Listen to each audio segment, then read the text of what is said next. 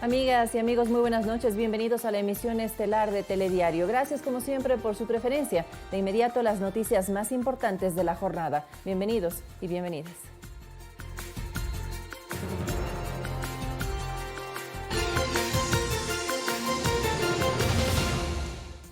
El Comité de Operaciones de Emergencia trabaja en un plan de reapertura económica que será aplicado de forma paulatina en los próximos días. Esta semana se retoman los vuelos para que los compatriotas que se encuentran en otros países puedan retornar al Ecuador.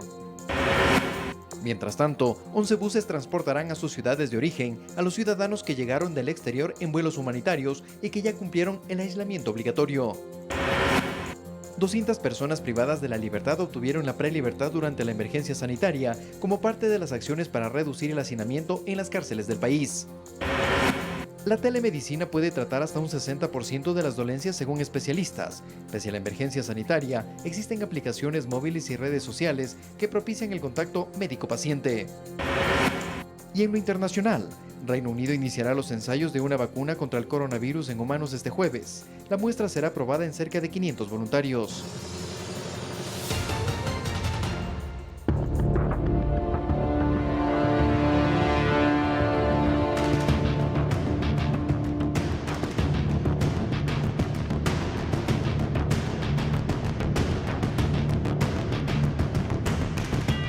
Comenzamos. El escenario económico no puede ser peor para el Ecuador, no solo por la crisis humanitaria, sino por la caída del precio del petróleo.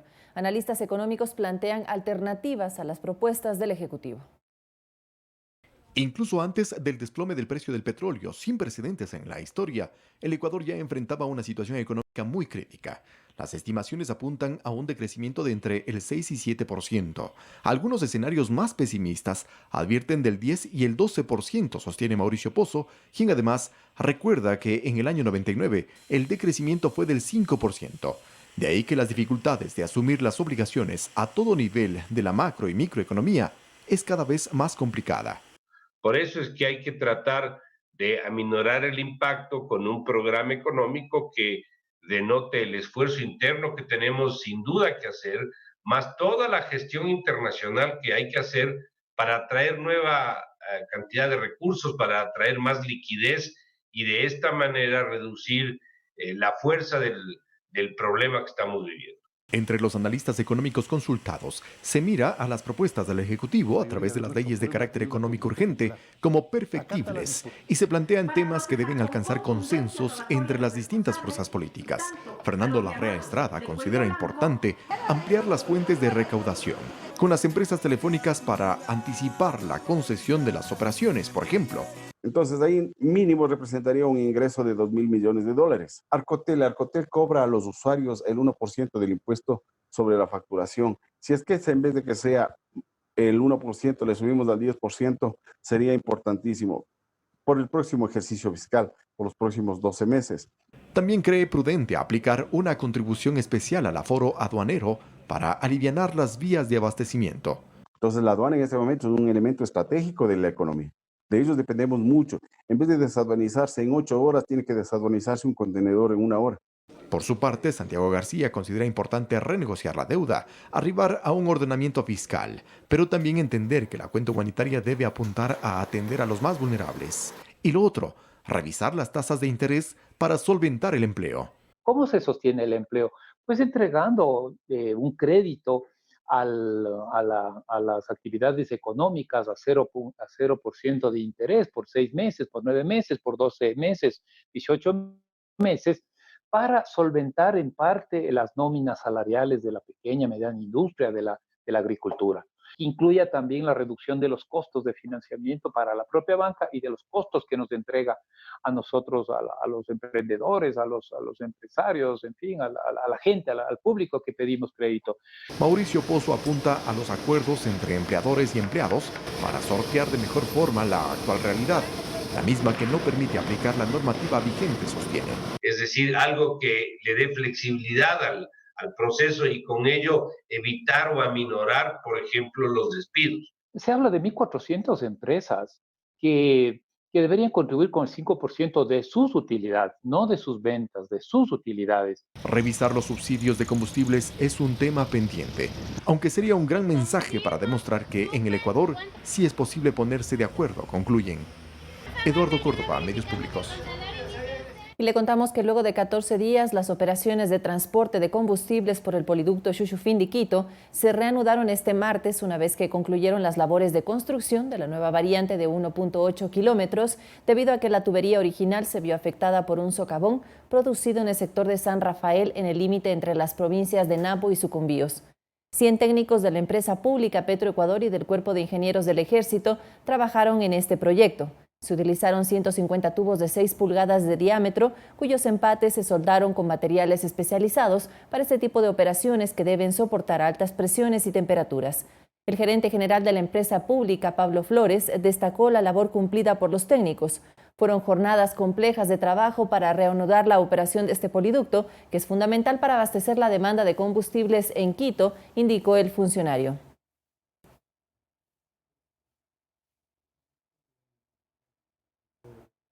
Y el presidente de Estados Unidos, Donald Trump, va a aprovechar la caída histórica del petróleo intermedio de Texas para llenar las reservas, las más grandes del mundo.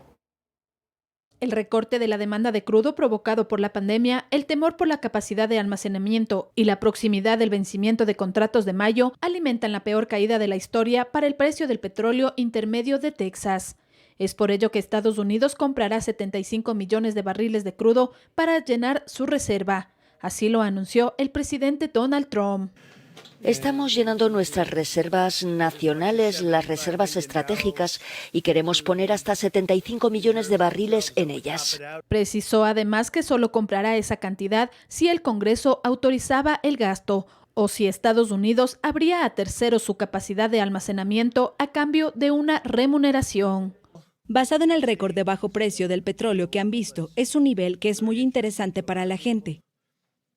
Pero estamos llenando nuestra Reserva Nacional de Petróleo, estratégicas, ya saben. Esta sería la primera vez en mucho tiempo que se han llenado. Lo conseguimos por el precio correcto. La reserva estadounidense, almacenada en un complejo de 4 sitios subterráneos a lo largo de las costas del Golfo de Texas y Luisiana en el sur del país, tiene una capacidad de 727 millones de barriles.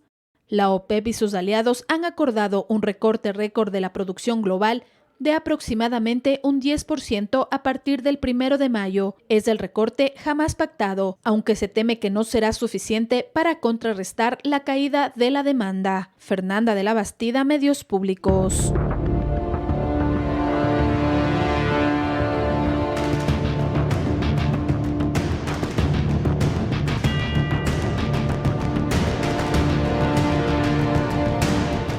El Comité de Operaciones de Emergencia trabaja en un plan de reapertura económica que será aplicado de forma paulatina en los próximos días. Mientras que este martes las cifras de contagios para COVID-19 ascendieron a 10.398 casos y se contabilizaron 1.422 decesos entre confirmados y probables a causa de este virus. Entonces, la ministra de Gobierno anunció las nuevas decisiones del Comité de Operaciones de Emergencia cuando Ecuador entra ya en el segundo mes de aislamiento social. Contempla un plan de reapertura económica con más disciplina y organización que será aplicado en los próximos días de forma paulatina en el territorio. Temas comerciales, industriales, de la economía en el país. La idea es que se aplicarán varios programas piloto, tendremos protocolos de salud y de seguridad para todas las áreas, para cada una de las actividades. Romo pidió a la ciudadanía prepararse para esta nueva fase de la emergencia sanitaria, que priorizará los procesos en línea, como la facturación, cuyo trámite se realiza a través de Internet, aunque algunos requisitos se tienen que cumplir de forma presencial. Que es para la firma electrónica, lo otorga el Banco Central, pero quien hace de intermediario es el Registro Civil. Para esta firma electrónica, el Registro Civil está atendiendo algunos días a la semana, porque esta siguiente etapa de reapertura dará un privilegio, una prioridad a todo lo que se pueda hacer en línea. Venta en línea, venta telefónica, entrega a domicilio. Advirtió que las medidas se aplicarán de acuerdo al comportamiento de las ciudades frente a los contagios. Pero poco a poco el trabajo, el empleo, la producción, la industria, el comercio tendrá que abrirse poco a poco con calendarios y siempre con la precaución de que si llega el momento en donde hay una amenaza de que se satura el sistema de salud, de que se ocupan las camas de los hospitales, de que se ocupan los respiradores y las terapias intensivas, entonces determinada ciudad, cantón, provincia tendrá un poco más de restricción. Por ello dijo que los nuevos salvoconductos facilitarán la movilización de otros actores. Para notarios, para funcionarios judiciales. Mientras que continuarán algunas restricciones, como por ejemplo la suspensión durante el mes de mayo de las clases presenciales. El transporte interprovincial de pasajeros, que también está suspendido. Seguirán suspensiones de eventos públicos, de espectáculos públicos, de eventos masivos. Se aplicará una diferenciación de tareas con responsabilidad en prefecturas y municipios del país. Organiza las decisiones que ya se han tomado en el COE nacional y cualquier nueva sugerencia o resolución sobre las tareas que le corresponden a las prefecturas, a los municipios. Hasta este martes se han tomado 33.389 muestras para diagnóstico de COVID-19. De estas se contabilizan 10.398 casos confirmados, 1.422 muertes, 520 con diagnóstico del virus y 902 probables de la enfermedad, mientras que 1.207 personas han recibido el alta hospitalaria. A los fallecidos que tienen sospecha o una probabilidad de haber sido COVID, a los familiares se les realiza una entrevista para tratar de determinar si fue o no un caso de COVID. El ministro de Defensa, Osvaldo Jarrín, dio a conocer cuál es la situación dentro de las Fuerzas Armadas y el número de uniformados portadores del virus. 364 efectivos contagiados, 4 personas han fallecido y tenemos en aislamiento 1.300 personas. Esto significa que unidades casi completas se encuentran en aislamiento, como el caso de San Lorenzo. Las provincias con más casos son Guayas con 7.008, Pichincha con 868 enfermos, Manabí tiene 296 infectados y El Oro con 276 contagiados. Valeria Villarroel, Medios Públicos. Y el gobierno anunció que incrementará su capacidad de atención médica y camas para la unidad de cuidados intensivos que tienen pacientes con COVID-19 en 3 hospitales de las provincias de Zamora, Chinchipe y Loja. El vicepresidente de la República hizo un llamado a los gobiernos locales a tomar decisiones correctas y que no creen confusión. Acudieron a constatar la situación del personal médico y las condiciones en las que enfrentan y combaten al coronavirus. El vicepresidente de la República, Otto Sonnenhosner, junto al ministro de Salud, Juan Carlos Ceballos, visitaron los hospitales generales Julius Dolphener y Básico de Yanzasa en la provincia de Zamora Chinchipe para constatar si cuentan con los insumos para la protección y medicamentos. Aquí hay suficientes mascarillas, tanto quirúrgicas como N95, trajes antifluido, medicinas requeridas. El segundo mandatario señaló que existe el compromiso para la adquisición de una ambulancia con el apoyo de las empresas mineras y anunció que levantarán la información para determinar los vehículos de socorro que necesitan reparación. No hay hospitalizados COVID en la provincia ya, eso es bueno, hay evidentemente contagios como en todo el país. Dijo que llegarán más pruebas para la detección del virus a esta provincia. Vamos a arrancar unas 1000 pruebas rápidas en los próximos días para la provincia. Las pruebas rápidas que están disponibles ahora en el país son unas pruebas que miden cuántas defensas tengo yo. Pero en una población como es la de Zamora, en la cual no ha estado expuesta grandemente, las pruebas rápidas les van a dar lo que se llaman falsos negativos. No sirven las pruebas rápidas. Aclaró el tipo de mascarillas que debe utilizar el personal de salud. Las mascarillas N95 son para el personal que está en el frente COVID. El resto de personal hospitalario tiene que tener precauciones, sí, un triaje respiratorio previo y todo paciente que ingrese a un hospital, respiratorio o no, debe de usar mascarilla. E hizo un llamado a los gobiernos locales a tomar decisiones sensatas para no crear confusión. Si empezamos en todas partes a tomar medidas unilaterales y a bloquearlo de aquí, a bloquearlo de allá, no vamos a resistir el aislamiento, va a empezar a faltar la energía eléctrica, el gas, la alimentación. Los vehículos no transmiten el COVID. Si el conductor lleva una mascarilla, no contagia. Exhortó además a la no discriminación. No nos discriminemos entre ecuatorianos, y les hablo un guayaquileño. Siento un rechazo a una ciudad que ha sido solidaria siempre con el Ecuador. La jornada continuó en el Hospital General Isidro Ayora de Loja. Allí las autoridades entregaron 2 cajas de protección para la incubación de pacientes. Nos encontramos con 2 tipos de áreas para recibir pacientes con la emergencia COVID. En el área de emergencia se está actualmente atendiendo con un total de 17 camas hospitalarias para recibir pacientes. Siempre hay cosas que corregir, que mejorar, sobre todo en la provisión de mascarillas, que hay suficientes pero están escasas. Recalcó que tienen el desafío de abastecer con equipos de protección a quienes están en la primera línea de riesgo. Valeria Villarroel, Medios Públicos. El ministro de Salud, Juan Carlos Ceballos, indicó que la ciudad de Guayaquil está llegando al tope de casos de contagio para COVID-19 que se tenían previstos. Sin embargo, ciudades como Quito y otras a nivel nacional registran un incremento en los últimos días. La mayoría de los sectores de Guayaquil están llegando a la meseta de la curva epidemiológica, a ese plató que esperábamos. Ya no sube el número de sospechosos ni el número de aquellos que dieron positivo en la prueba. El número de llamadas al 171 va disminuyendo y el número de pacientes que acuden a emergencia con esta afección respiratoria aguda también ha disminuido. Con todos estos indicadores, puedo entender que las cosas se están estabilizando, lo cual nos daría un respiro enorme para lograr fortalecer la atención sanitaria. En el resto del país hay algunas ciudades, particularmente Quito, en la que el número de casos sigue aumentando y no ha llegado a esa meseta o plató. Por eso es indispensable aplicar un concepto de sectorización inteligente, porque cada situación en el país es diferente. A nivel nacional, poco a poco se tomarán decisiones respecto a la incorporación de determinados sectores a las actividades laborales. Y durante las próximas 3 semanas, el Gobierno Nacional intensificará el número de pruebas para determinar nuevas políticas públicas con las que se enfrentará la emergencia sanitaria por el COVID-19. Al menos 8.000 pruebas PCR serán realizadas en los distintos cantones del país. Desde la semana anterior, las pruebas para detectar los contagios de COVID-19 se realizan en los distintos cantones del país. Un ejemplo, las que se puede tomar en ciudades como Machala. Tanto en IES como en el Ministerio de Salud estamos habilitando los laboratorios de pruebas PCR para que las pruebas se queden aquí en la provincia, puedan ser entregadas más rápidas y podamos aumentar la capacidad de hacer pruebas de forma significativa. Pero, ¿en qué consiste ese muestreo probabilístico cantonal? Nos lo explica el ministro de Salud, Juan Carlos Ceballos. Identificar los casos positivos de coronavirus usando test de PCR y establecer sus nexos epidemiológicos a través de una encuesta. Lo cual permitirá tener parámetros reales y locales más precisos, que llevará a tomar decisiones que protejan a los grupos con mayor vulnerabilidad.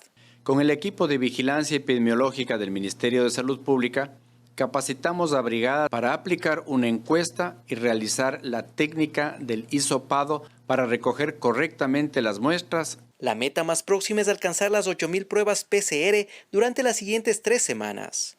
Complementarlas con pruebas rápidas, para lo cual también se contará con un laboratorio adicional en el procesamiento de los test.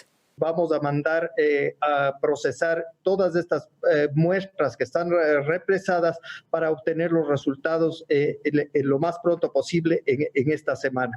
Este laboratorio tiene mayor capacidad que el laboratorio del INSPI y de todas maneras el INSPI maneja las muestras y esas muestras van para procesamiento en este laboratorio. Este trabajo, que está coordinado entre autoridades nacionales y locales, también será fundamental para aplicar la semaforización de medidas restrictivas, cuando así se disponga.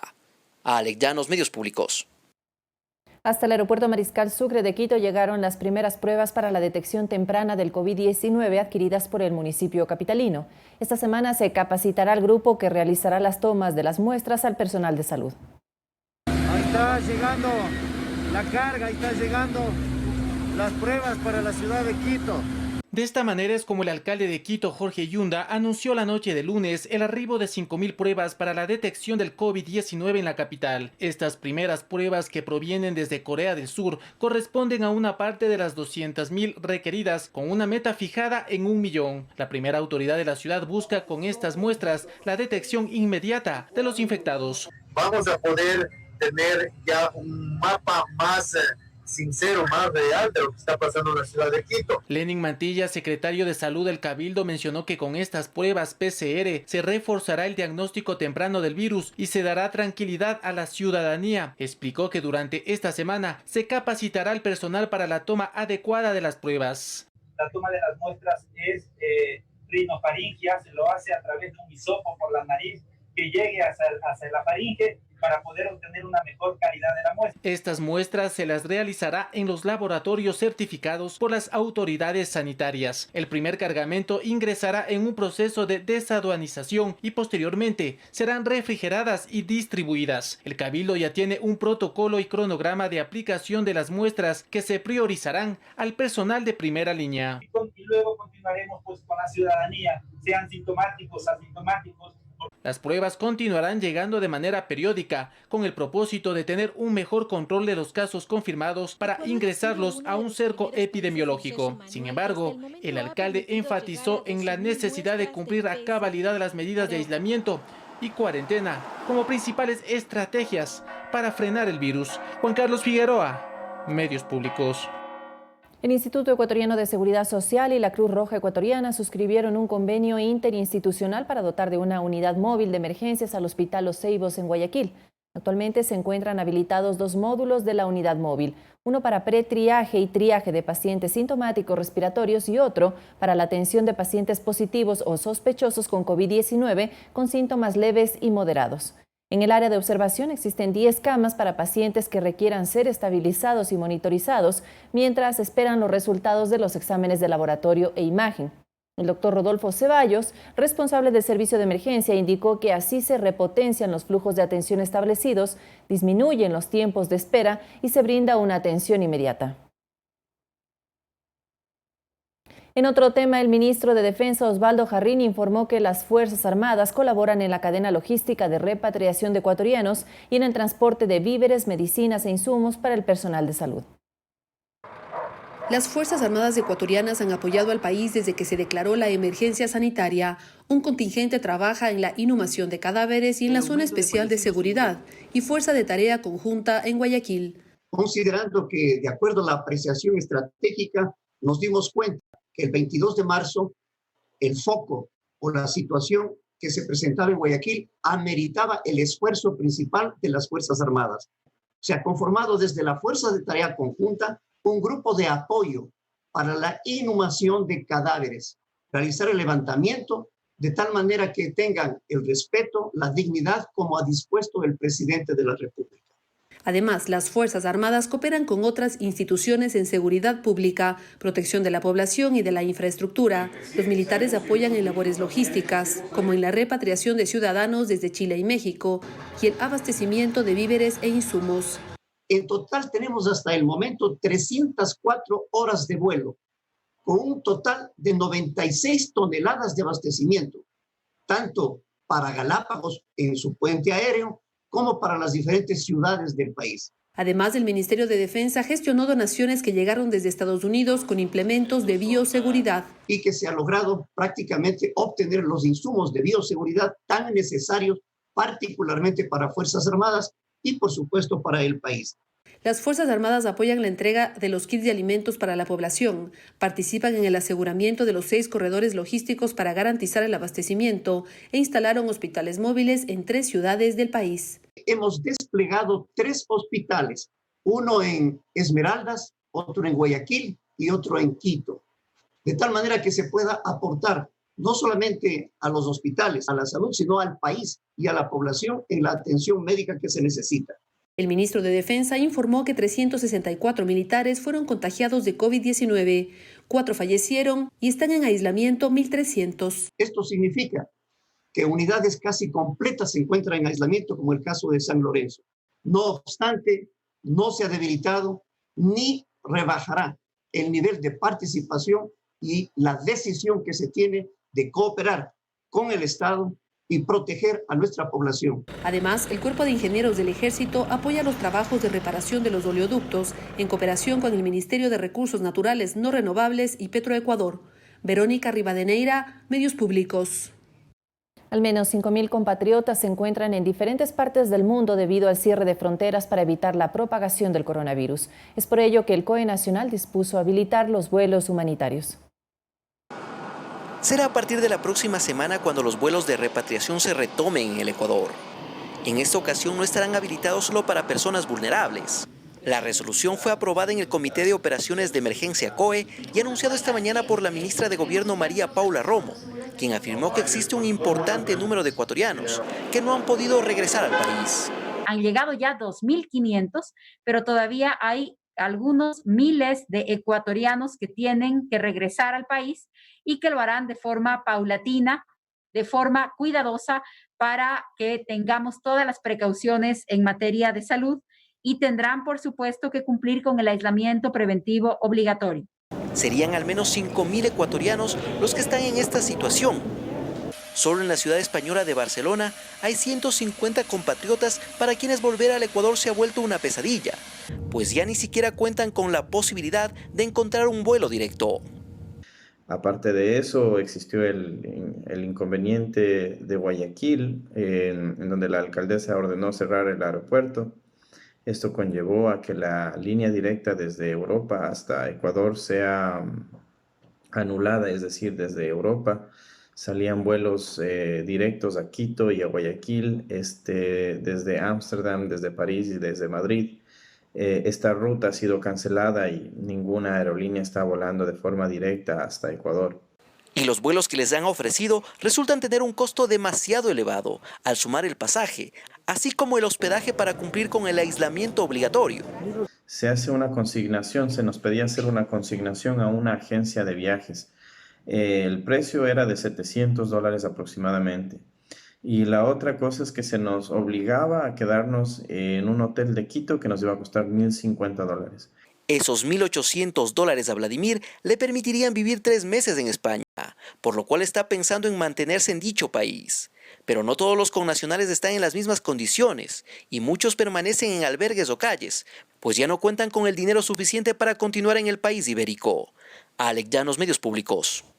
El servicio de emergencia ECU 911 ha destinado 11 buses para el traslado a las ciudades de origen de aquellos ecuatorianos que retornaron al país desde el exterior y que cumplieron los 14 días de aislamiento obligatorio.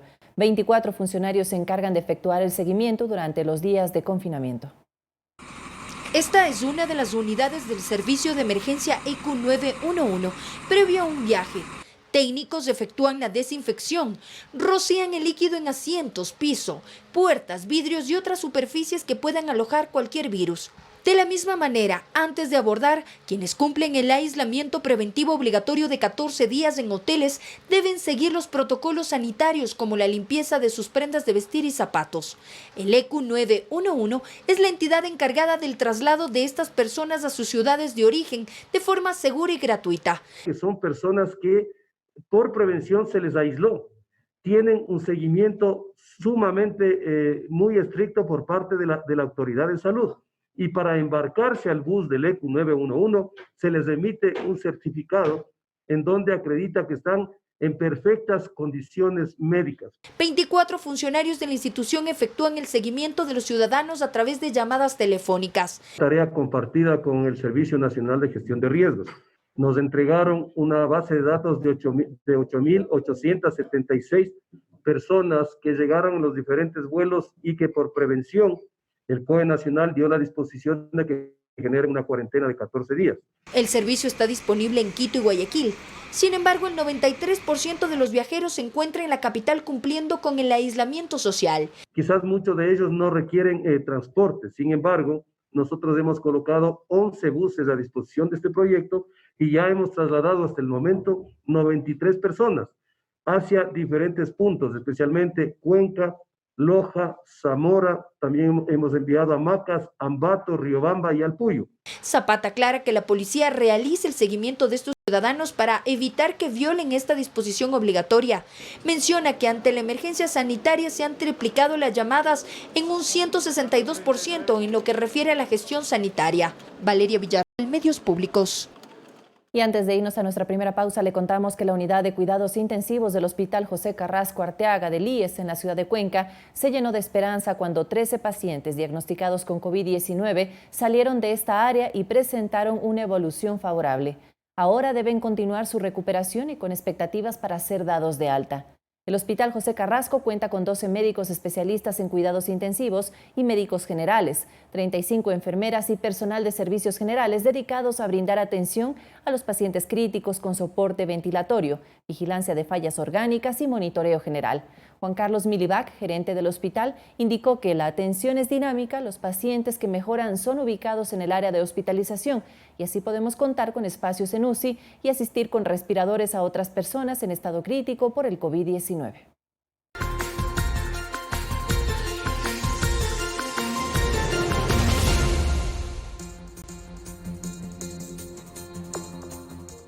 Gracias por seguir en nuestra sintonía. Recuerde que las autoridades encargadas del manejo de la emergencia sanitaria establecieron requisitos más exigentes para la entrega de salvoconductos. Tome en cuenta que la persona sancionada por su mal uso no podrá obtener un nuevo permiso mientras dure la emergencia. Tome en cuenta que desde este jueves para las personas particulares rigen nuevas reglas para la entrega de salvoconductos. Toda persona, sea natural o jurídica, debe cumplir con los requisitos más exigentes establecidos por la autoridad para evitar el abuso y el mal uso del documento que habilita la circulación en casos de emergencia y en situaciones excepcionales. Según la Agencia Nacional de Tránsito, las personas que no necesitan salvoconducto para circular son las siguientes: los servidores de salud, los funcionarios de seguridad y control, los profesionales de la comunicación, los servidores de gobierno y del cuerpo diplomático, personal del sector financiero, quienes trabajen en servicios exequiales o funerarios, personal de la función judicial, los extranjeros habilitados para vuelos humanitarios y quienes laboren en el sector agrícola, pecuario, pesquero y acuícola.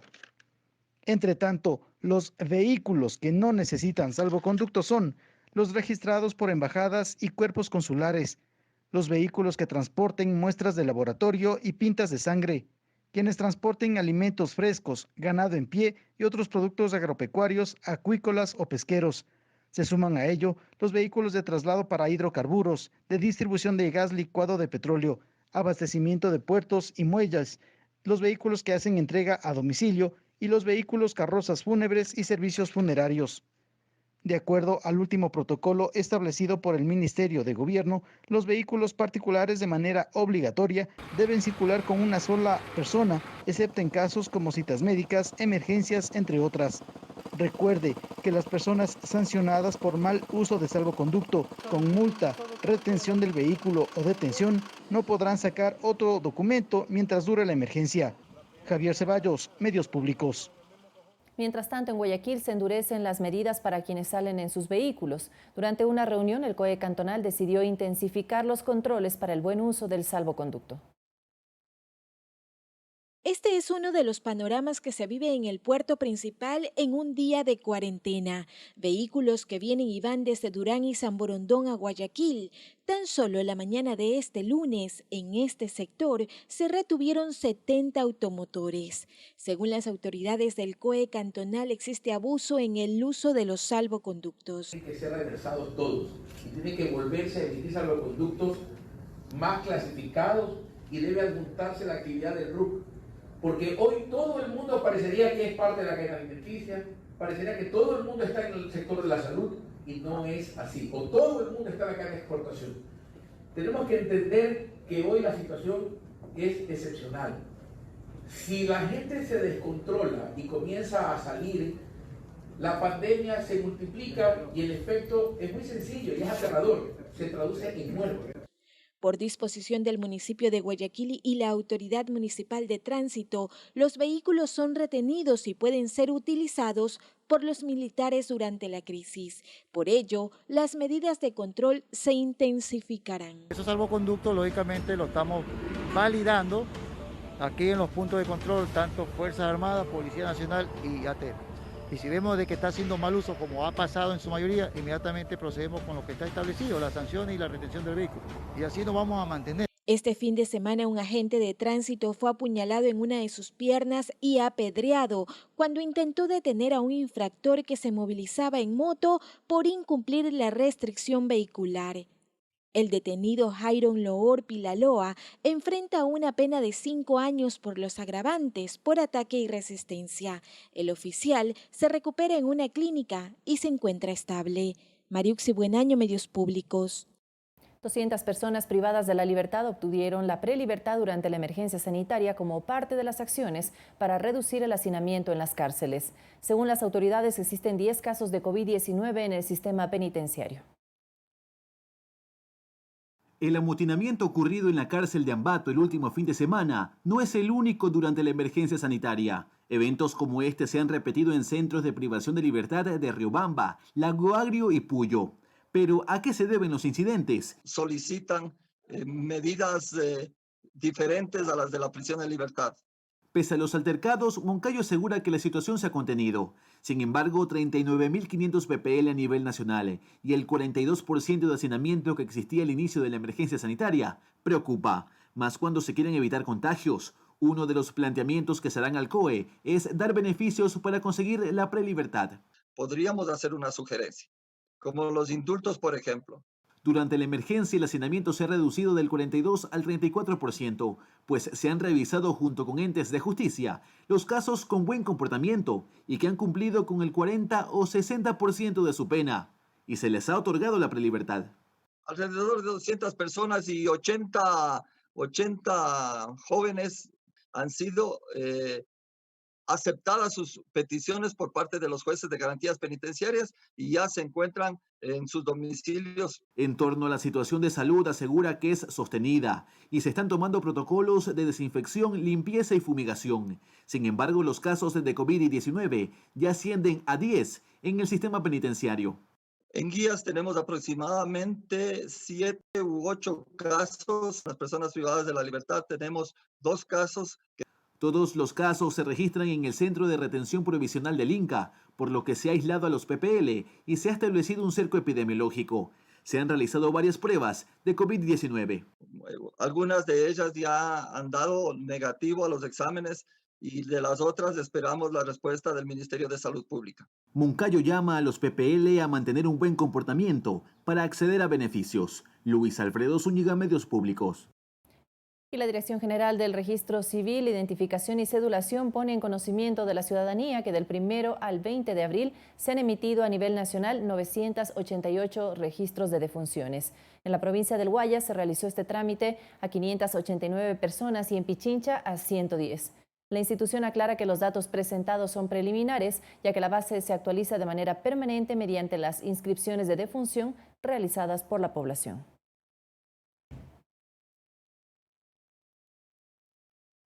Y atención a lo siguiente, según especialistas, hasta un 60% de las dolencias pueden tratarse a través de la telemedicina. Frente a la emergencia sanitaria y al aislamiento, las aplicaciones y redes sociales son aliadas para mantener un contacto médico-paciente. Erika es madre de gemelos a quienes realiza controles de salud periódicos. Sin embargo, debido al aislamiento, no ha podido visitar a su médico. Y sí sería de mucha ayuda a la telemedicina. Si hay dudas que pienso que se pueden resolver desde casa, y sí sería muy útil tener un médico que nos atienda por teléfono o por alguna consulta vía web. En estos casos, la telemedicina puede ayudar, afirma la doctora Milady Pareja. Podríamos decir que de la totalidad de los casos de atención médica se pueden resolver en un 80% en una consulta médica ambulatoria. En el caso de la telemedicina podría resolver a su vez de ese 80% el 60% dentro de una atención de telemédico. Debido al aislamiento y para evitar la propagación del COVID, todas las profesiones han debido reinventarse y la medicina no se escapa. Aplicaciones como Zoom, WhatsApp, Facebook y otras redes sociales son usadas por especialistas como el ginecobstetra Freddy Silva. Nos va a dar la información de la que la queja y nosotros con nuestra habilidad podemos diferenciar qué tipo de paciente podemos tratar, ¿ok? Generalmente son dolencias leves, ¿ok? Que no necesitan necesitan otro examen complementario para poder hacer el diagnóstico. Tras ofrecer el diagnóstico, se puede enviar una receta digital con el sello del médico, asegura Silva. Nosotros hacemos un seguimiento. Llamamos a la paciente, le escribimos a la paciente para ver si se curó. A través de esta modalidad se pueden hacer consultas por afecciones respiratorias, gastrointestinales, dermatológicas y muchas otras. En el caso de que el telemédico evidencie señales de alarma o de alerta en el cuadro clínico del paciente, va a ser imprescindible la atención médica presencial y además tener la posibilidad de poder movilizar al paciente a un centro médico hospitalario. Ya en nuestro país se han implementado estas estrategias a nivel privado como público, con la línea 171, que ha aportado también con la identificación de casos de COVID. Sofía Montoya, Medios Públicos. La emergencia sanitaria ha sido un duro golpe para todos, especialmente para aquellos que realmente no tienen cómo subsistir y se encuentran en situación de pobreza extrema. Les invitamos a conocer la historia de un grupo de habitantes que piden a las autoridades su apoyo para tratar de enfrentar los duros momentos que atraviesan. Desde lo alto se puede apreciar mucho mejor el olvido de este sector. Casas con techos plásticos, calles polvorientas, sin espacios verdes. Evidentemente es una zona con muchas necesidades. ¿Sabe usted dónde queda? Pues esta zona es parte de Quito Metropolitano. Está al norte de la ciudad y se lo conoce como la Planada de San Francisco. Un sector muy humilde donde la emergencia sanitaria ha generado más pobreza y preocupación. Aquí hay muchas personas de la tercera edad y madres que igual trabajamos al diario, jóvenes que salen a las construcciones igual, y como ahorita no estamos trabajando, ni sean jóvenes, ni adultos, ni tercera edad, ni nadie, entonces todos necesitamos. Olga trata de aprovechar el tiempo para ordenar su casita. Una vivienda sencilla, donde casi ya no hay nada para comer. A veces no tenemos para comer, toca buscar donde sea. Muchos son albañiles, recicladores, costureras, vendedores ambulantes, gente que vive del día a día. Por eso quedarse encerrados en sus casas durante esta emergencia sanitaria, para ellos se convierte en una tarea casi imposible. Y si ellos piden respetar el toque de queda, piden respetar que nos salgan, pero si nos vemos en la penosa necesidad de salir a buscar el pan diario, nos toca salir porque nosotros como padres no vamos a dejar que nuestros hijos en la casa nos digan no tenemos que darles. Y como ella, más de 90 familias del sector piden ayuda a las autoridades. Aquí solo tienen agua los fines de semana, no hay alcantarillado y los accesos viales en mal estado. La recolección de basura, por ejemplo, se realiza cada 15 días. Y ahorita más con esta situación que yo me he quedado sin laborar, ¿cómo mantengo a 4 hijos, más mi mujer y mi persona? ¿Cómo mantenemos ese tipo de situaciones? Según la encuesta nacional de empleo, desempleo y subempleo del INEC, Quito tiene la mayor tasa de pobreza extrema en el país. Se ubica en casi 5%. En la capital, 8 de cada 100 quiteños están en el desempleo, una cifra que casi dobla a la nacional, que se ubica en 5 de cada 100 habitantes. Para estos capitalinos, no hay peor pobreza que la soledad y el abandono. Entonces yo sí pido a las autoridades que se acuerden de este barrio, porque para pedir votos, para eso sí se acuerdan que hay un barrio aquí, que hay gente, pero cuando necesitamos, de verdad necesitamos, no se acuerdan que existimos. Y en medio de la pobreza, la esperanza no se pierde. Los sueños se mantienen y la gente, nuestra gente, confía en que pronto este difícil momento será más llevadero. Fabricio Ceballos, Medios Públicos.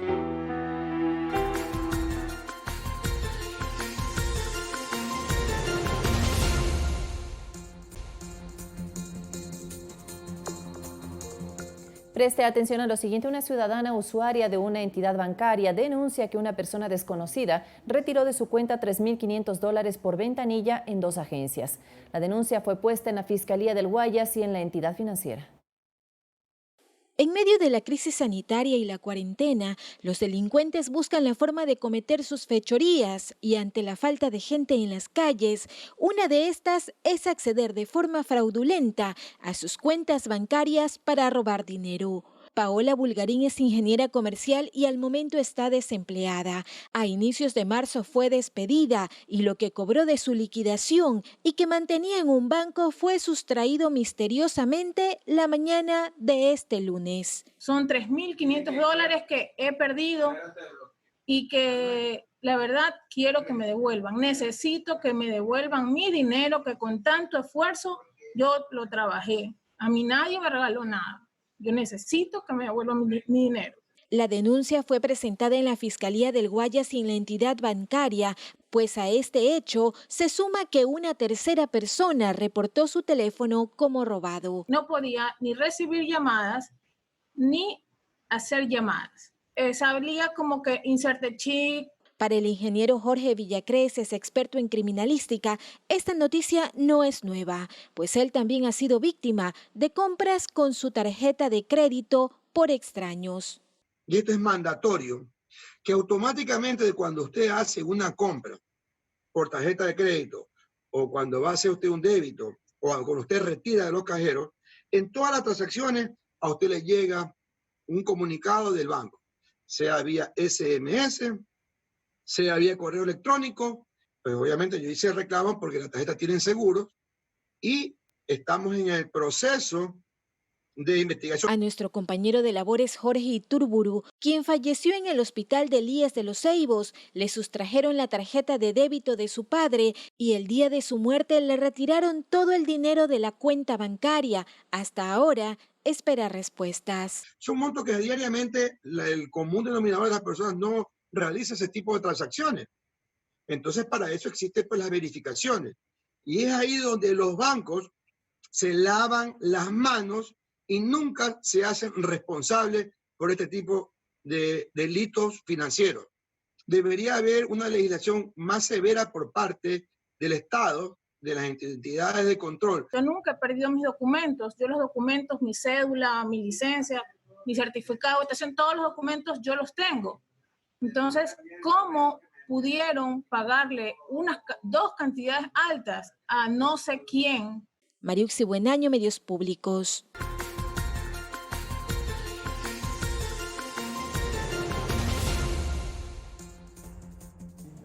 Revisamos las noticias internacionales. La caída del precio del crudo en los mercados internacionales que se registró este lunes afectó también a las transacciones bursátiles en Estados Unidos, como nos cuenta Sofía Pisani de nuestra cadena aliada Voz de América.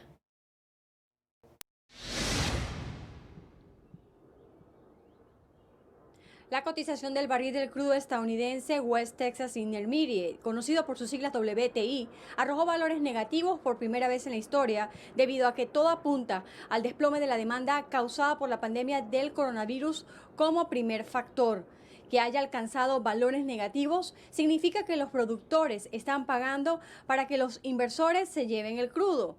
El desplome afectó también a la bolsa de Nueva York, que cotizaba en rojo. El Dow Jones cedía 1.04% y el Nasdaq ganaba el 0.14% tras perder a la apertura. Los mercados de petróleo se han desplomado en las últimas semanas a su nivel más bajo en casi 20 años, porque los bloqueos y las restricciones de viajes en todo el mundo tienen un fuerte impacto en la demanda. La crisis se agravó después de que Arabia Saudita, miembro de la OPEP, lanzara una guerra de precios con Rusia, que no es miembro de esta organización. Los dos países pusieron punto final a la disputa a principios de este mes, aceptando, junto con otros estados, reducir la producción en casi 10 millones de barriles diarios para impulsar los mercados afectados por el virus. Pero los precios siguieron cayendo. Los analistas estiman que los recortes no bastan para compensar la caída masiva de la demanda. Desde Washington les informó Sofía Pisani de La Voz de América para Medios Públicos de Ecuador. Y le contamos también que los ensayos de la vacuna contra el coronavirus en humanos comenzarán este jueves en Oxford, así lo dio a conocer el secretario de Salud del Reino Unido, Matt Hancock. El portal Bloomberg publicó que la fabricación ya está en marcha para que la muestra sea aprobada en cerca de 500 voluntarios de entre 18 y 55 años que fueron reclutados en las últimas semanas de marzo. Y los tribunales chinos prohibirán a los empleadores el recorte de trabajadores a causa de la crisis económica por el coronavirus. Esto de acuerdo con directrices emitidas por el máximo tribunal chino, que está a cargo de casos civiles relacionados a la pandemia. Por otro lado, el gobierno chino tomó medidas para garantizar el empleo y promover la reanudación del trabajo. Según el ministro de Recursos Humanos y Seguridad Social, se organizó una feria de empleo en línea con el objetivo primordial de reactivar los mercados laborales afectados por la epidemia. Además, las primas del Seguro Social fueron reducidas o diferidas para aliviar la presión financiera sobre las empresas. Y según varios medios internacionales, el líder de Corea del Norte, Kim Jong-un, estaría enfrentando una situación grave de salud tras ser sometido a una cirugía. Desde la primera semana del mes de abril se desconoce del líder norcoreano, quien además no se presentó en la celebración del cumpleaños de su abuelo. La prensa estatal tampoco mencionó su presencia en una prueba de misiles, reportada la semana pasada, uno de esos eventos que él no suele perderse.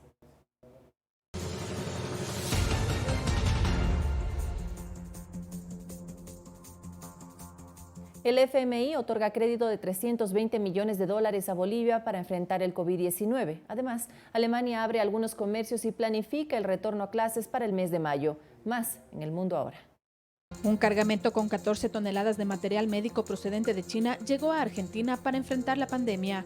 El material arribó procedente de la ciudad de Shanghái en un Airbus 330-200 que fue acondicionado especialmente para incrementar en un 84% su capacidad de carga. Este es el segundo vuelo del puente aéreo establecido entre China y Argentina para atender la emergencia sanitaria en la nación latinoamericana.